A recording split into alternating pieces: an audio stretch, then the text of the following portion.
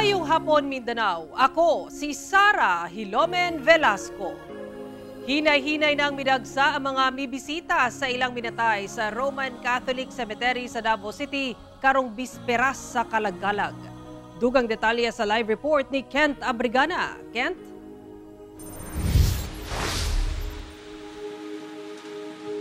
Sara, midaghan na ang bibisita sa ilang minatay dinhi sa Roman Catholic Cemetery sa Davao City. Aron malikayan ang gipaabot nga pagdagsa sa mga tawo sugod ugma hangtod sa Domingo. Alas 6 sa buntag kaganiha, giablihan sa publiko ang Roman Catholic Public Cemetery nga usa sa mga dagkong sementeryo sa Davao City. Bispera sa Kalagkalag, may bisita na si Cristina kauban ng iyang duha ka igsuon sa maong sementeryo aron hinumdumon ang ilang namatay nga igsuon. Ni sayumi kay dili pa crowded. Kay kung ugma manggod daghan ng tao, so kubot nga niya init pa jud kay istanan, mayroon kay maskin og init dili kaayo init kay tungod sa wa pa kay tao. Gani, dunay uban nga nang limpyo og namintura na sa pantyon sa ilang minatay. Sama ni Rosana og ang iyang igsuon nga gisilhigan og gipinturahan na ang lubnganan sa ilang amahan. Sayo mi nagaanhi kay unya wala na traffic naman. Buhi usab ang panginabuhian sa mga naghatag og serbisyo sama sa pagkumintura, lettering sa mga pantyon ug pagpanglibyo. Kay makapait kag bugas, sudan, makakuan pa kasi mong pamilya. Pero karon sir kay medyo nihit pa karong adlaw. Ugma yata kusog na kay ni. Dako na ning tabang uy maabot na ang undas kay mga tanan-tanan makakwarta man jud ba mga mamintura.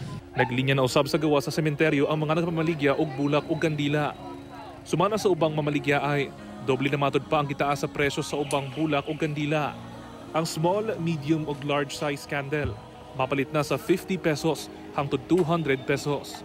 Samtang ang ilang small bundle of flowers mapalit sa 50 pesos. Naka-standby na sab sa gawa sa sementeryo ang pipila ka mga pulis, sundalo ug uban pang safety and security forces aron mamahimong malinawon ang pagsaulog sa Kalagkalag.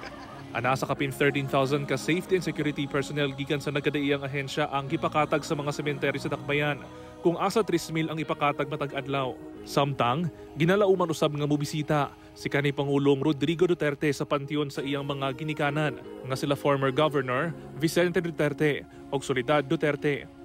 Apan wala pa insakto nga petsa kung unsa nga adlaw o oras kini mobisita. Sara, sa pagkakaroon nakasinati kita og mga pag-ulan dinhi sa Roman Catholic Cemetery sa Davao City. Busa kaganiha ng gawas usa sa sementeryo ang mga mibisita sa ilang minatay. So far sumala sa kapulisan wala sila natala ang any untoward incident. Usa ka adlaw una ang Kalagkalag. Sara. Daghang salamat, Kent Abrigana.